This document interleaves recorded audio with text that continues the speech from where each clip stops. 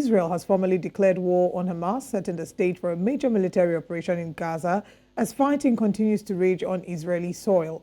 Tanks and personnel carriers could be seen on the move near the Israel-Gaza border yesterday after Hamas, an Islamist militant group, launched an unprecedented and highly coordinated surprise assault that has so far killed over 700 Israelis. Well, Saturday was the deadliest day in decades for Israel and came after months of surging violence between Palestinians and Israelis, with the long-running conflict now heading into uncharted and dangerous new territory.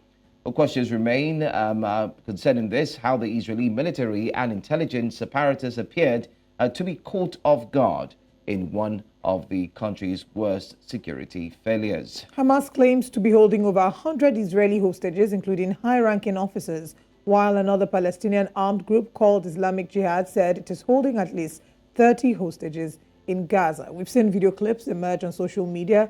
There was a rave going on close to Gaza. We saw a number of Israelis who were abducted. There's a particular video that's been going viral. Media has been slammed with different, claims. The US and the UK, of course, are firmly in support of Israel. Benjamin Netanyahu has promised to not allow any stone go unturned in, retaliating. And we're seeing that retaliation happening. Unfortunately, what that might mean might be that Gaza might be leveled completely. There have been buildings that have been crumbled into rubble, families that have lost their homes, who are now, just on the streets. There have been the most heart-wrenching videos you would see of fathers. There's a father who was hurting.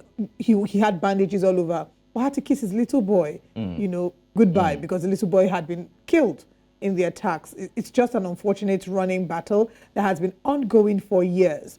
I watched an interview where a representative from Israel did say that part of the attack and why it was it was unplanned was because Israel is making some progress in terms of making peace with Saudi Arabia. And that is probably why this attack happened. Of course, there will be speculations from each side of the divide. The Palestinian ambassador to the UK, of course, was also interviewed and asked on national TV or international TV to condemn the attacks by Gaza, to condemn the attacks by Hamas. And he said that you cannot ask him to condemn the attacks by Hamas because, yes, they are sensationalizing it and saying that people are being killed, Israeli people are being killed, but Palestinian people had been killed as well for years. And also they were killed hours ago. Exactly. Yeah. So it's the people of the innocents are unfortunately the ones that bear the brunt of these long-running battles. It's the innocent people that are unfortunately having to deal with this. All we can say is we do pray that the day will come when